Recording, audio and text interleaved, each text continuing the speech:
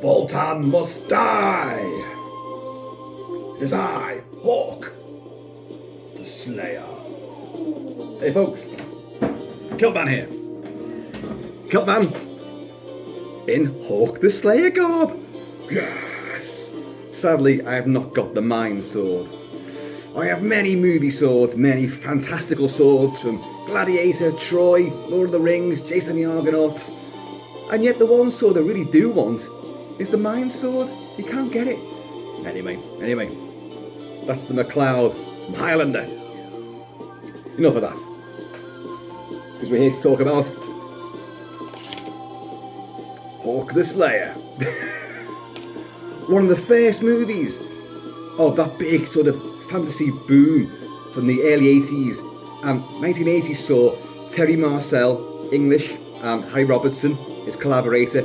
They both came up with a very Tolkien Dungeons and Dragons sort of story, featuring elves, giants, dwarfs, a quest, a mission, evil, the Dark One, sibling rivalry, and mystical swords. And it's brilliant. They created Hawk the Slayer, played by American John Terry. And for a long time, this film has enormous nostalgia value. Enormous. I mean, when you watch it now, it's low budget, it shines through, and yet it's got so much charm. It's got such episodic fun. Every few minutes there's action, there's some kind of skullduggery going on. There's plenty of laughable bits as well. I mean, the comedy in it is there, but what I like about this film, and watching it again recently, I was struck again by how much so. It's mean-spirited. There's a lot of death in this. And for what was it, a certificate A movie, or a PG in the States, there's a lot of violence. And even the violence that's implied. There's a tongue hacked out of someone's mouth, but you don't see it, but you hear it, because this guy gets sort of, remove this man's tongue, and off he goes, off camera, and then you'll see this other person listening as this guy goes off camera, as the tongue's been removed. It's quite gleefully sadistic. Nuns are killed. Nuns are threatened with being executed or hanged. You know, there's all sorts going on. There's disfigurement. You know, there's amputation. It's off its box. It clearly is derived totally from Tolkien and Lord of the Rings, and it's a poor man's version. The two brothers, you've got Voltan and Hawk. Voltan is played by the great cinema-heavy Jack Palance, another American, and wow, is he chewing the scenery on this. Wearing a very Darth Vader-like helmet, but one side of the face is covered because he's been hideously burned with like a flaming torch. In a flashback sequence you'll see that. So he's disfigured. But it's a definitely Darth Vader inspired helmet, and he dresses in black robes, and he has an army of henchmen going up the land. He's known as the Dark One. And the weird thing about it is, like, you know, their father obviously called one of them, the eldest, Voltan, and the other one, Hawk. Well, they're pretty much set to be, you know, opposed, good guy, bad guy, aren't they? What good guy is ever going to be called Voltan? It just isn't going to happen, is it? You know, it's like Dad realised, you know, oh shit, whatever, he's lived up to his name, he's a right bastard, this one. But the youngest, I'm going to call you Hawk, because you're a free spirit, you're going to fly free. Anyway, these two brothers don't get on because Hawk is in love with Elaine, this princess, played by the great Catriona MacColl, who, of course, I've discussed many times in previous videos. She had a slew of gore epics for Lucio Fulci, the little Italian godfather of gore, House by the Cemetery, City Living Dead, Black Cat, The Beyond, you know, and she turns up in this as a beautiful princess. But of course, she's in love with Hawk, but Voltan secretly loves her. So on the day of their supposed wedding, he only goes and tries to kill Hawk, puts an arrow crossbow bolt into him, ties him to a tree, and then when he's about to take, I will take this woman to be my bride, you will suffer and just watch.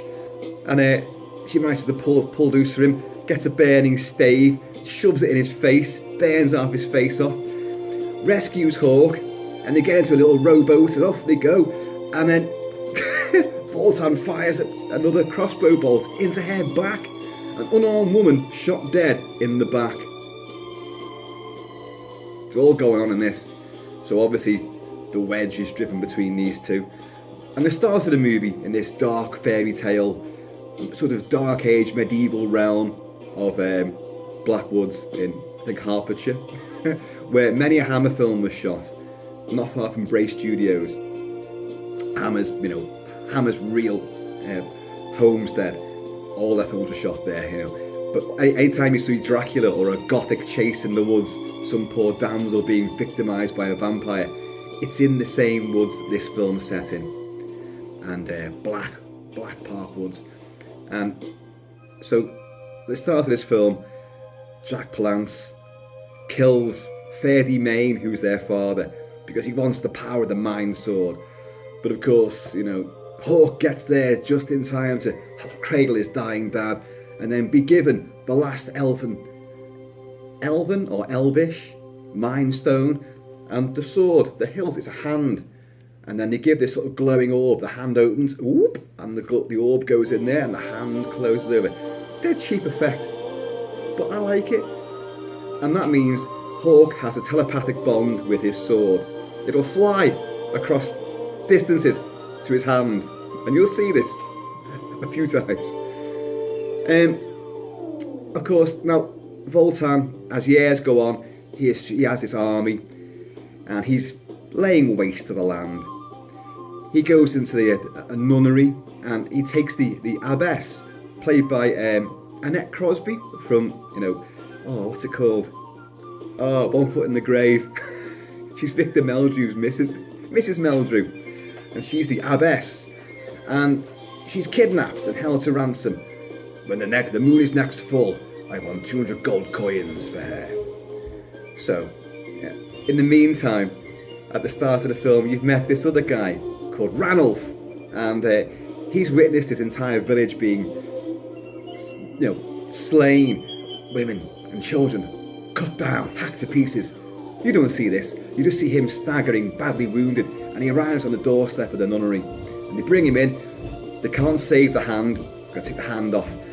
But then they treat him, bring him back to life and all this, and he tells them what really happened. And then, of course, Voltan arrives, kidnaps her, and puts a knife into poor, Ranulph.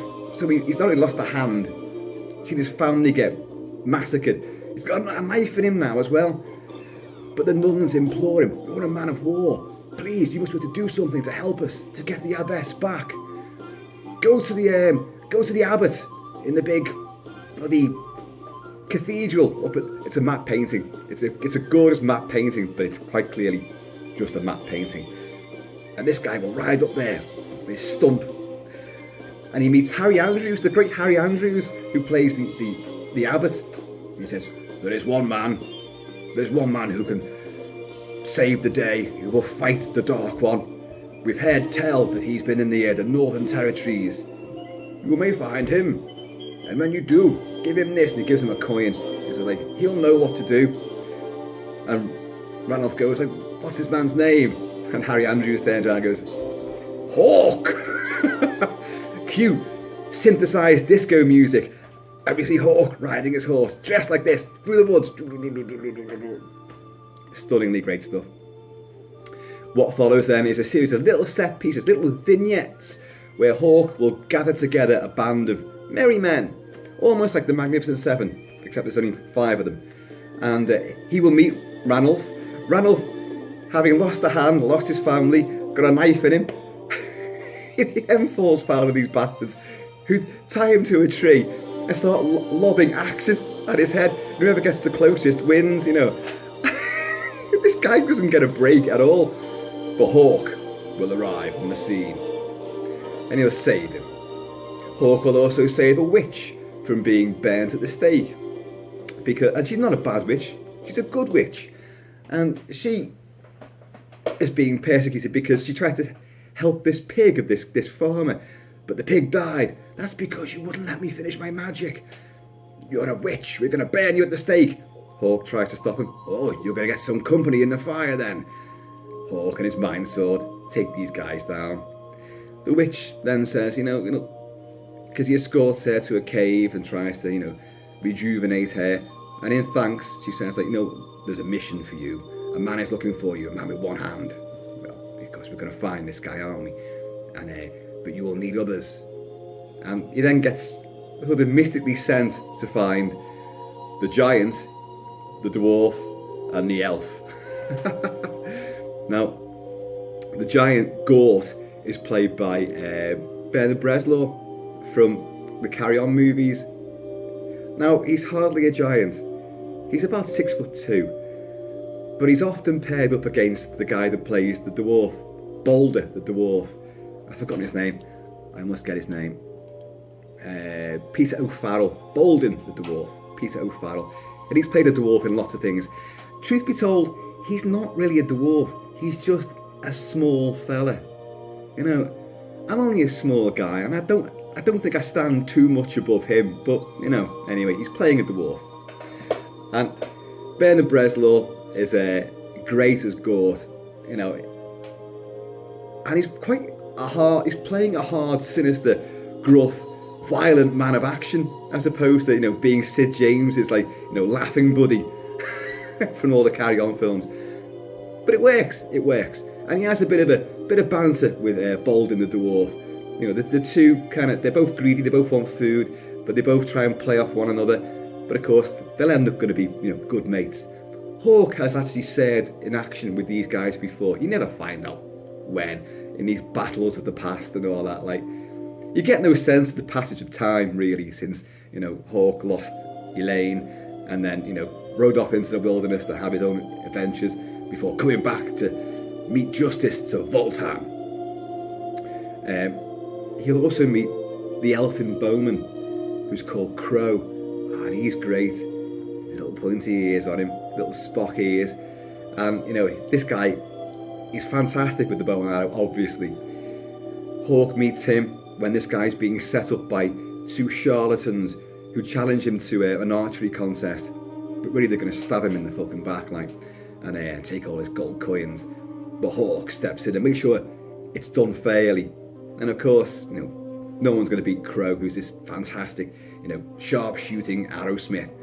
And but the guy he's going against is Derek O'Connor, who was the South African heavy from Lethal Weapon 2, who was also the guy that supposedly killed Martin Riggs' wife before the first movie, Lethal Weapon 1. And to see him dead young in this, it's amusing. You'll recognise everybody in this film. They are 99% of them, apart from the two American stars, are British stalwarts of comedy, of drama, of TV, stage and big screen. You've got Roy Kinnear in there as well, who had done a big stint on the Three Musketeers movies. Sadly, he died in the air making the Return of the Musketeers when he fell off his horse, which was like a trademark of his character throughout all the movies. But he fell off this time and sadly never got up again. But he's in this, and just a bit parter. But it's great to see him. He gets threatened by Voltan, and he's quaking in his boots. It's just superb stuff.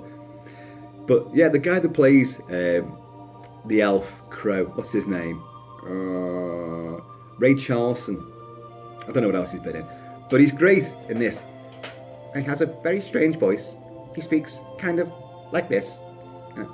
What's your name, stranger? Crow. It's great stuff. But sadly, when you see him in action, and you see him in action a lot, it's the same shot. It's in a fast motion shot of him supposedly firing, an amazing amount of arrows. Speaking of an amazing amount of arrows, Ranulph, the guy with the one hand, who's been sent to find, Hawk to save the abbess, what do you call it? He has a crossbow, which is like an automatic fucking crossbow. And it's a bit silly because you just see the same shot of a bolt being fired, like a machine gun, except who's loading it again? You even see him with a magazine. He puts a magazine on this thing, which supposedly has all these bolts in it. But how did he get fed? It's silly, I tell you, but it's also bloody good fun. Voltan Nasty piece of work. He has a son, played by Shane Bryant. Now, Shane Bryant was a stalwart of Hammer horror movies. Always played a very sort of effete, aristocratic sort of guy. But he's great. An early slew of these films would be Captain Kronos Vampire Hunter, Straight On Till Morning, all this. And he always plays this effete, arrogant, sort of androgynous, sort of nasty.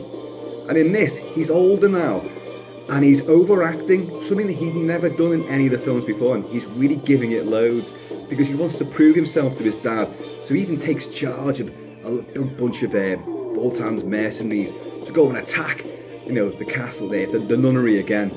In the meantime, Hawk and his squadron have taken residence there, and they're going to defend and try to get the abbess back again, and obviously slay Voltan in the process. But Drogo, which is the son of Voltan, he's not even his son. As Voltan actually says, my face is disfigured, no woman would ever look at me, so much so I was forced to take another man's son as my own. So no one gets a fucking break in this. It's all very tragic, But, and can you hear the arrows there? This is the soundtrack playing by Harry Robertson, and it's fantastic. Harry Robertson also actually wrote the script as well with Terry Marcel, the director, and he did this fabulous disco-infused soundtrack. In fact, the soundtrack is so good and so worthy of its own review. I'm going to do another video on just the soundtrack itself, because it's quite controversial. The main theme for Hawk has an uncanny similarity to Jeff Wayne's War of the Worlds main theme, and it's not gone unnoticed. And yet, even besides that, he has an orchestra and a bank of synthesizers, but it's all kind of folky, tribal, ethnic, with a disco beat. It's almost like the band Jethro Tull have found synthesizers, so it's all flutes and whistles and weird stuff, but with heavy electronics as well. And can you hear all like sizzling zingers and stuff, like pure disco era? Jeff Wayne, take note. But Drogo gets killed by Hawk, and his body gets brought back to Voltan. And in a great moment with Voltan, the two men that brought him back, he makes them fight each other to the death, because you're not worthy of standing beside my son. It's not even his fucking son. So he makes them kill each other basically. But in a moment that will sort of like, it'll be echoed with Rocky IV. I know it's Ivan Drago and this is Drogo, but where Rocky climbs that mountain supposedly in Russia and goes, Drago! Drago! You've got Jack Palance crying over the body of his surrogate son, and he's going, Drogo! Drogo! It's just, you're expecting Rocky to be running up as well, like running past, It's just awesome stuff. The effects, this witch will employ, sorcery to help, these guys in their crusade against the Dark One. To this end, she will employ silly string when a sentry for the bad guys is posted, and she fires almost like a pea shooter and covers him in green fluorescent silly string, which will freeze him. She will also employ sort of disco lit up ping-pong balls, which will storm through these doors and confuse the enemy, letting the good guys come in and hack them down. She'll also use fog, and she'll also use a blizzard of snow. The sequence where the good guys ride out to bring the numbers down of Drogo's lot and attack his camp, she uses this fog. No one can see a fucking thing. So what good would that do? You'd be killing your own men. You can't see anything. It's just, it's sheer lunacy, and yet it's brilliant. Voltan, occasionally the pain of his face gets too much for him, but there's no painkillers. No. No skin drafts that he can have. He retires to a cave, a mystical cave, wherein this raspy-voiced, hooded figure, which is obviously some other kind of necromancer, will occasionally take his mask off. The pain is too much for me. and it'll have like a glowing ball in its hand, and it'll fire little laser beams to soothe the pain in his face. This will hurt, but for a moment, but then your respite will last longer. And he's like,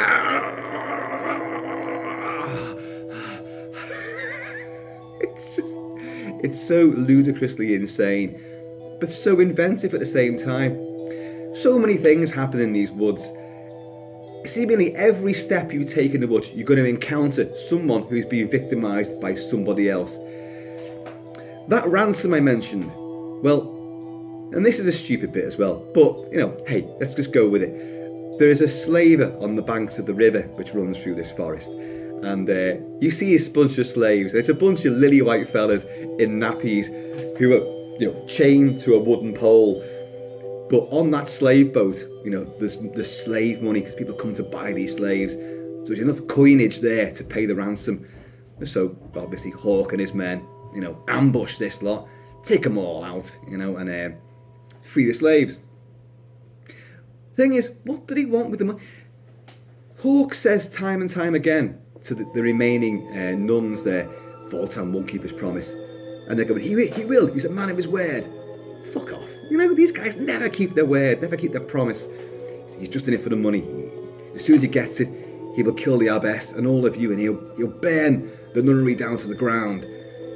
So why did he waste their time going to get the ransom money if they're just going to fight him anyway? Why? Why did he do it? Why did he bother getting? Because they get all this ransom money to give to Voltan, who they're going to kill anyway.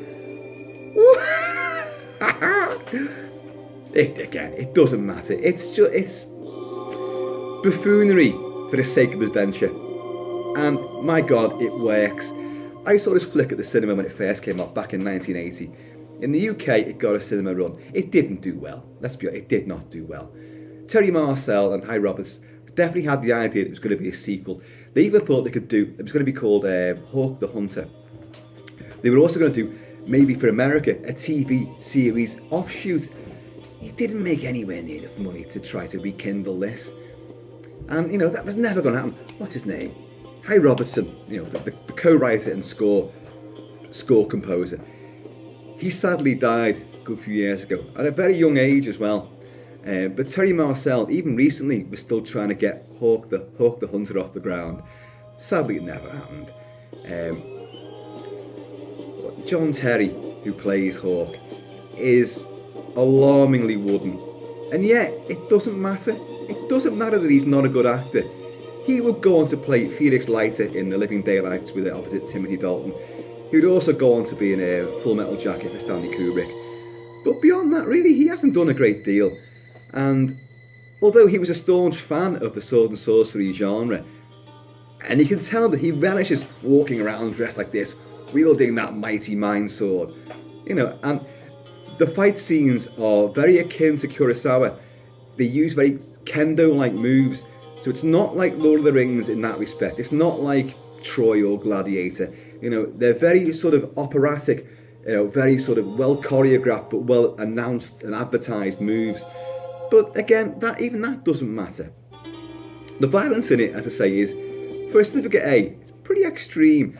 There's lots of manglings and disfigurements, and people are quilled with crossbow bolts and arrows and sword wounds and all this.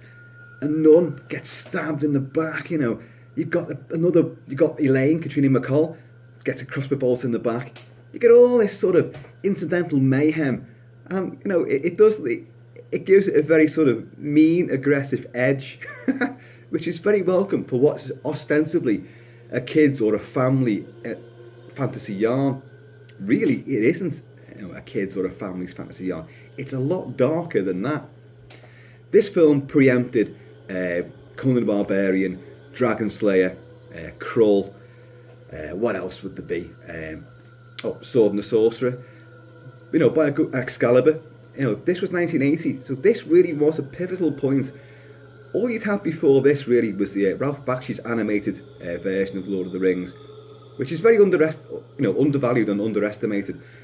Although it never got finished off. It was a film and a half, a book and a half, and and it left off at a cliffhanger moment, and they never got back to the second part. So, Hawk the Slayer. It is tremendously good fun. Gort, the big giant, Ben of Bresslaw, has this huge war club, spiked war club, bloody big thing.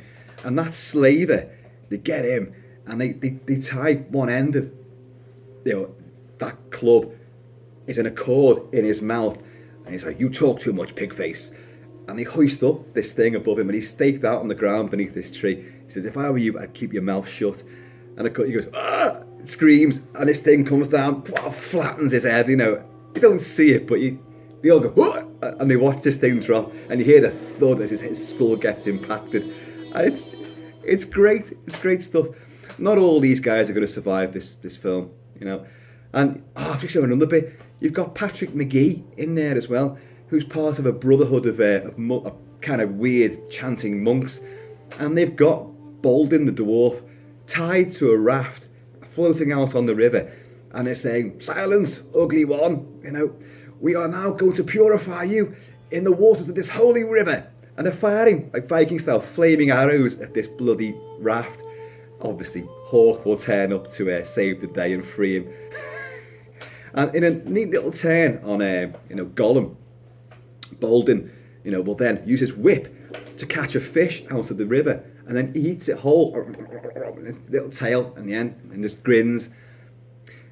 So you've got comedy, you've got these archetypal fantasy characters. It is like playing a game of D&D.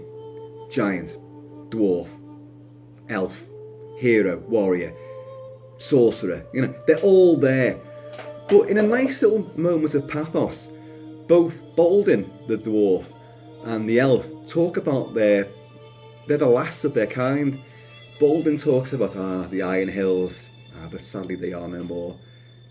He will die in this, of course. Crow will be badly injured, but he'll be looked after at the end. But he talks about "I'm the last of my kind," and it's a little throwaway comments in a film that seems haphazard and cliched, and yet they do strike a little bit of impact, and I like all that. I very like The Magnificent Seven and The Seven Samurai. Only a couple of people will ride out at the end to go on for adventures anew, and that's going to be Hawk and Gort, Ben of Bresslaw. Ben of Bresslaw will go on to do Krull, and he plays a Cyclops in that. Now, I'm going to cover Krull at some point. I have misgivings about that film. Don't get me wrong, I do enjoy the movie, and it's got a fabulous soundtrack by James Horner, and loads of great moments. The fire mares are tremendous. But you've got Ben of Bresslaw, again in a fantasy film, playing this stupid, the worst makeup effect ever. It's just clearly like a not real eye in the middle of his head, and this band of flesh stuck on with this middle eye in it, and he's doomed, of course. This race of Cyclops are doomed to see the moment of their own demise, their own mortality, and that they're cursed with this. It's silly, but he's more convincing, I find, in Hawk the Slayer than he is in Krull, which was a few years later on. And for those of you who've only seen him in the Carry On movies, it's refreshing to see him play this role. And he's hard as nails, and he's still quite amusing at the same time. But it's a completely different, breed of character to what he's done before. And hats off to the guy, well done. So Jack Palance, he will eventually square off against Hawk in a big duel in the nunnery. And as I say, it's not the most exciting of sword fights, and he will give it his all, though. The half of his face that you can see with this Darth Vader mask on, it's like, and he's grimacing and growling, and he's making these big, mad, wild faces. Well, poor John Terry can't really do anything with his face. He just stands there, stoic, and just mean look. Just show it as well. The film is very, very spaghetti western influenced as well. Lots of those earlier sequences where Hawk will save someone who will become part of his crew. He'll have a standoff against some ne'er-do-wells, and you'll just see close-ups of the eyes. Cut to him, cut to him, cut to him, cut to them. Zoom in, and it's pure Sergio Leone, you know, the Dollars trilogy, and it works again and again with the electric guitar playing on the soundtrack of this, and a bit of these synthy sort of flourishes and swells, and weird sort of undulations and flute. It's kind of like Ennio Morricone's score for, you know, the Dollars trilogy. So they're playing with a lot of great influences here, a lot of classic genre stuff. And, you know, for a film that is so, you know, people go, Hawk the Slayer. No, folks, it's well worth your time and effort. Well worth it. Elements of, you know, Italian exploitation, elements of spaghetti, elements of samurai, obviously Tolkien, Lord of the Rings, you name it, it's all in there. And most of it works.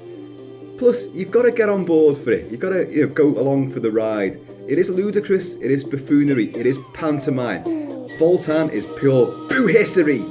And, you know, as always in a pantomime, the hero is the most boring character there. Unless, of course, it's played by a woman. Slapping her thigh with her tights on, you know, and her short skirt. But it's great stuff. I love Hawk the Slayer. You know, and after doing Tales of an Ancient Empire and The Sword and the Sorcery before it, this was a real breath of fresh air to come back to a British-made and you know, heart on its sleeve sort of epic fantasy on an absolute minuscule budget. Dead refreshing. You've been hearing the score behind you, and I will do another review of that score alone because it's just so well worth it. But folks, in the meantime, from Hawk the Kilt-Man. Oh, I am the Kilt. Whoa! As I fell over the chair.